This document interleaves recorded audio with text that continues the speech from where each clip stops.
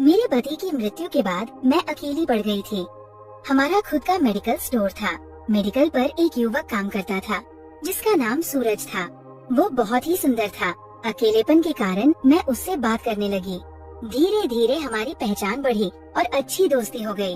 एक दिन वह मेडिकल की चाबी लेने घर आया। उस समय घर में कोई नहीं था। मैं नहाकर बाथरूम से बाहर निकल रही थी, तौलिया लपेटे हुए, और उसी वक्त सूरज घर में आया। उसने मुझे देखा और नमस्ते दोस्ती, मेरा नाम नंदिनी है। मैं विधवा हूँ और मेरी उम्र 28 साल है। मेरी पढ़ाई 10वीं तक हुई है। मेरे घर की स्थिति गरीब थी और मेरे पीछे 3 बहनें थीं। इस वजह से मेरे परिवार वालों को जल्दी से हम सभी बहनों की शादी करनी थी, इसलिए मुझे ज्यादा पढ़ने का मौका नहीं मिला।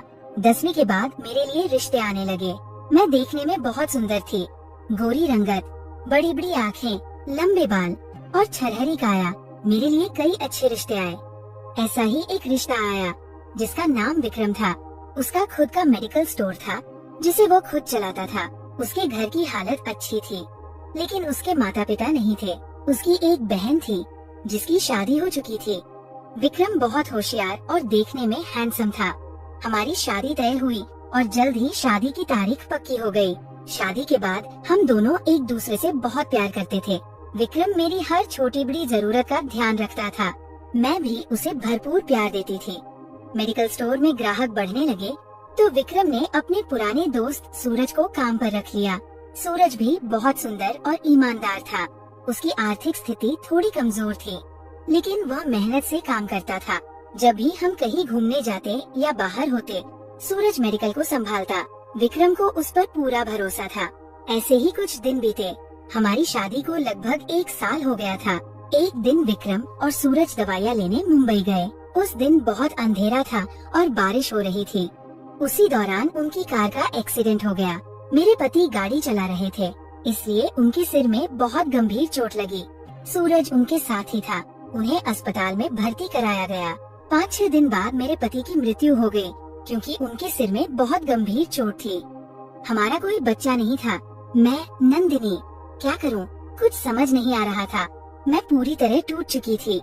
मेरे पति की मृत्यु के बाद मैं 2-3 महीने के लिए गांव चली गई। मेरे माता पिता मुझे गांव ले गए थे। उन्होंने मुझे बहुत समझाने की कोशिश की। मेरे पास कोई सहारा नहीं था, इसलिए क्या करना है कुछ समझ नहीं आ रहा था। 3 महीने तक मेरे पति का दोस्त सूरज मेडिकल की दुकान चलाता रहा। फिर मैंने ससुराल लौटने का फैसला किया। माँ बाप मुझे ससुराल छोड़ने आए। ससुराल आने के बाद सूरज ने मुझसे मुलाकात की। उसने पिछले 3 महीनों का पूरा हिसाब मुझे दिया। मुझे उस पर भरोसा था।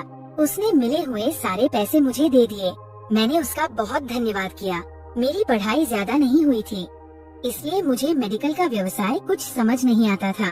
मैंने सूरज से कहा, अब से तुम्हें पूरी मेडिकल संभालनी होगी। मैं तुम्हारा वेतन भी बढ़ा दूंगी। मुझे इससे कुछ भी समझ नहीं आता। मेडिकल के पीछे ही मेरा घर था। मैं घर में अकेली रहती थी। घर में बड़ा टीवी था। मैं उस टीवी पर हमेशा कुछ न कुछ देखती रहती थी। कभी खाना खाती, कभी नहीं। हमेशा अकेले रहने के कारण मुझे ऐसा लगने लगा था कि पति के साथ बिताया हर पल, उनका मुझ पर किया गया प्यार बार बार याद आता था। मुझे रात भर नींद नहीं आती थी। मैं हमेशा पति के बारे में ही सोचती रहती थी। मैं सचमुच पागलों की तरह बर्ताव करने लगी थी। सूरज रोज शाम को घर आता था और पूरे दिन का हिसाब किताब बताता था। वह मेडिकल की चाबी देकर जाता था। अगर कोई दवाई मंगवानी होती तो वो खुद ऑनलाइन मंगवा लेता। धीरे धीरे ऐसे ही दिन बीतने लगे। मैं बहुत बोर होने लगी। सूरज से थोड़ी बात कर लेती तो मन थोड़ा हल्का हो जाता। इसलिए एक दिन मैंने तय किया कि मैं घर में अकेली रहती हूँ तो क्यों न सूरज के साथ मेडिकल में जाकर थोड़ी बातें करूँ और थोड़ी मदद भी करूँ, क्योंकि अकेले उस पर बहुत काम का बोझ था। अगले दिन से मैं मेडिकल में जाकर बैठने लगी। सूरज मुझे कोई काम करने नहीं देता था। वह कहता था, आप मालकिन हैं, आप बस बैठिए, चिंता मत कीजिए, मैं सब देख लूँगा। मैं जाती, उससे बातें करती। धीरे धीरे हमारी बातें बढ़ने लगी। हमारी नजरें मिलने लगी। सूरज भी मुझसे प्यार से बातें करता था। वह मेरा बहुत आदर करता था क्योंकि मैं उसके दोस्त की पत्नी थी। बातों ही बातों में मैंने सूरज के परिवार के बारे में पूछना शुरू किया। मैंने उससे पूछा, सूरज, तुम्हारे घर में कौन कौन रहता है? तुम्हारी शादी हो गई है क्या? सूरज ने जवाब दिया, मेरे घर में मैं, मेरी माँ और पिताजी, हम 3 ही लोग रहते हैं। हमारे घर की स्थिति बहुत गरीब है। मेरे पास कोई जमीन नहीं है, इसलिए कोई लड़की मुझे देने को तैयार नहीं है। मेरी उम्र 31 साल हो गई है। मैंने कहा, तुम्हारा स्वभाव इतना अच्छा है, तुम्हें अब तक लड़की मिल जानी चाहिए थी। लेकिन सूरज बोला, अच्छा स्वभाव आजकल लोगों को पसंद नहीं आता। लोगों को पैसा, खेती या सरकारी नौकरी चाहिए होती है। ऐसी ही हमारी बातें धीरे धीरे बढ़ती गई। सूरज देखने में बहुत अच्छा था। उससे बात करके मैं अपने पति के दुख से बाहर निकलने लगी। अब मैं थोड़ी थोड़ी पहले जैसी होने लगी थी। पति की मृत्यु का दुख मैं भूलने लगी थी और अब मैं सूरज में बंधने लगी थी, क्योंकि उसका स्वभाव बहुत ही अच्छा था।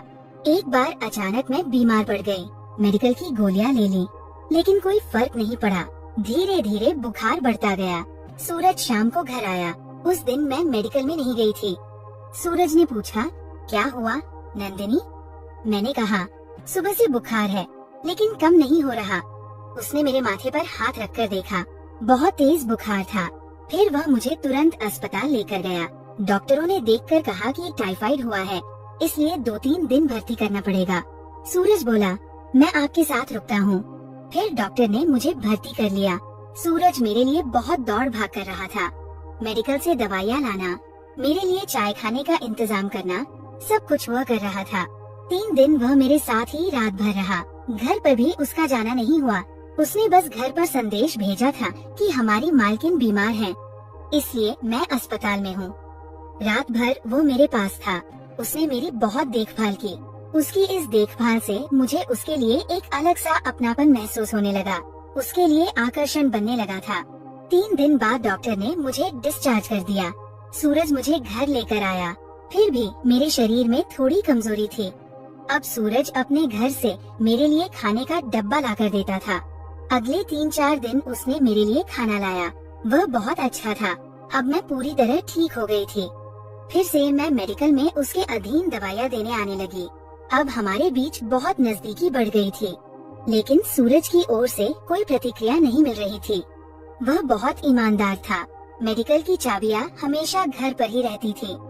हर रोज सुबह सूरज आकर वो चाबियाँ ले जाता। वे टीपॉय पर रखी होती थी। ऐसे ही एक बार मैं बाथरूम में नहाने गई थी। सुबह के 9 बजे होंगे। सूरज चाबियाँ लेने के लिए आया। दरवाजा अंदर से लॉक नहीं था। उसने दरवाजा खोला और अंदर आ गया। तभी मैं नहाकर शरीर पर तौलिया लपेटकर बाथरूम से कमरे में बाहर आ रही थी। मुझे ध्यान नहीं रहा कि दरवाजा बंद करना है। आमतौर पर कोई आता नहीं था, इसलिए मैं दरवाजा बंद नहीं करती थी। लेकिन आज मुझे नहाने में कुछ ज्यादा ही देर हो गई थी। सूरज ने मुझे तौलिया लपेटे हुए देखा और मेरी ओर देखता ही रह गया। मैंने भी उसकी ओर देखा। हमारी नजरें मिली। मैं शर्मा गई। मैं पीछे मुड़ गई। सूरज ने चाबी ली और कुछ भी बोले बिना चला गया। सूरज मुझे वैसे भी पहले से पसंद था। अब मुझे उसके सामने जाने में शर्म आने लगी, इसलिए आज मैं मेडिकल गई ही नहीं। वो अकेले ही काम कर रहा था। दोपहर को मैंने उसे फोन किया और कहा, खाने के लिए आ जाओ। आज हम यहीं साथ खाना खाएंगे, मेडिकल में नहीं। कुछ समय बाद वह लाया हुआ डब्बा और मेरे घर का खाना लेकर आया। हम दोनों एक साथ बैठकर खाने लगे।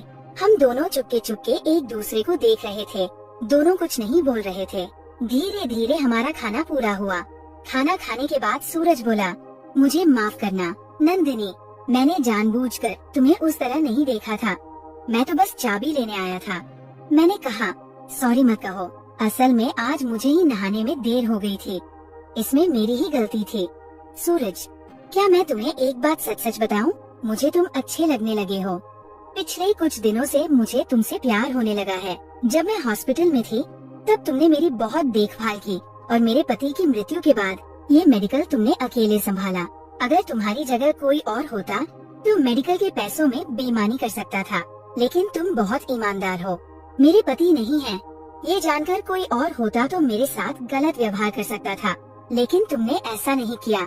मुझे तुमसे कुछ पूछना है। मुझे तुम अच्छे लगते हो। मुझे तुमसे प्यार हो गया है। ऐसा कहते हुए मैं सूरज के पास गई और उसके होठों का चुंबन लिया, लेकिन सूरज कुछ भी नहीं बोला और उसने मुझे कोई प्रतिक्रिया नहीं दी। वह चला गया। मुझे समझ नहीं आ रहा था कि क्या करूं। क्या मैं गलत तो नहीं कर रही हूं? ऐसे सवाल मुझे सताने लगे। मैं बेड पर लेटी हुई थी और पंखे की तरफ देखकर सोच रही थी। धीरे धीरे शाम के 7 बज गए। 7 बजे मेडिकल बंद होता है। सूरज चाबी देने आया, लेकिन दरवाजा थोड़ा खुला ही था, इसलिए वो हॉल में आ गया। उसे मैं दिखाई नहीं दी, तो वो खोजते खोजते मेरे बेडरूम के पास आ गया। मैं ऐसे ही लेटी पंखे की ओर देख रही थी। मुझे बिल्कुल ध्यान नहीं था कि वह आ गया है। उसने मुझे आवाज दी। मैंने उसकी ओर देखा और कहा, सूरज, अभी जो मैंने व्यवहार किया वो गलत था, लेकिन क्या करूं? मुझे तुमसे प्यार हो गया है। सूरज मेरे बगल में बिस्तर पर बैठ गया। मैं भी उठकर बैठ गई। हम दोनों एक दूसरे के बहुत करीब थे। सूरज ने मेरा हाथ अपने हाथ में लिया और कहा, नंदिनी, तुम्हारे पति मेरे बहुत अच्छे मित्र थे। मैंने ऐसा व्यवहार करना गलत समझा। आपको मुझसे प्यार है, ये सच है, और मुझे भी आप बहुत पसंद है, लेकिन अपने दोस्त को इस तरह धोखा देना मुझे सही नहीं लगता। मैंने कहा, मेरे पति के बाद अगर किसी ने सच में मेरी चिंता की तो वो सिर्फ आपने ही की है। सूरज, अगर आपकी जगह कोई और होता और मेरे साथ गलत करता तो आपको कैसा लगता? ये कहते कहते उसने मेरा हाथ अपने हाथ में लिया और मेरे होठों पर एक उंगली रख दी, बिना कुछ बोले। अब शायद हमारे बीच एक आकर्षण बन चुका था। धीरे धीरे हमारे होंठ एक दूसरे के करीब आए। हम दोनों एक दूसरे को चूमने लगे। हम एक दूसरे से प्यार करने लगे। उस दिन हमने भरपूर प्रेम किया। हमें बहुत आनंद मिला। हम दोनों पूरी तरह संतुष्ट थे। हम अब एक दूसरे से प्यार करने लगे थे, एक दूसरे को समय देने लगे थे। हम एक दूसरे को और अच्छी तरह जानने लगे थे। सूरज मुझे एक पति की तरह बेहद प्यार करने लगा था। तब मैंने सोच लिया कि अगर मैंने सूरज से शादी कर ली तो क्योंकि सूरज को कोई लड़की नहीं मिल रही थी और मैं विधवा थी, तो हमारी शादी से उसका भी वो सवाल हल हो जाता। एक दिन जब सूरज दोपहर को खाने के लिए आया, उसने कहा, मुझे आपका ऐसा फायदा उठाना अच्छा नहीं लग रहा। अगर हम शादी कर लें तो क्या हर्ज है? मुझे भी उसका विचार सही लगा। फिर हमने तय किया कि हम शादी करेंगे। कुछ ही दिनों में हमने शादी कर ली।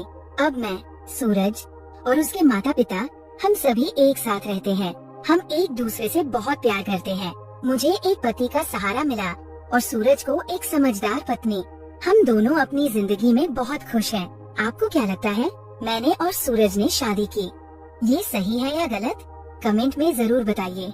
कभी कभी जिंदगी हमें बहुत दर्द देती है, कुछ खो जाता है, लेकिन उन्हीं दुखों से सच्चा प्यार और सच्चा साथ मिलता है। सूरज जैसे व्यक्ति पर भरोसा करना कोई गलती नहीं, बल्कि ये दूसरा मौका पाने जैसा है। प्यार सिर्फ पहली बार ही होता है, ऐसा नहीं। वह सही इंसान की वजह से फिर से होता है और तब जिंदगी भर टिकता है। अगर आपको भी प्यार में दूसरा मौका मिले तो डरिए मत, उसे स्वीकार कीजिए। दोस्तों, सूरज और मेरी यानी नंदिनी की ये प्रेम कहानी आपको कैसी लगी? अगर अच्छी लगी तो चैनल को लाइक, शेयर और सब्सक्राइब करना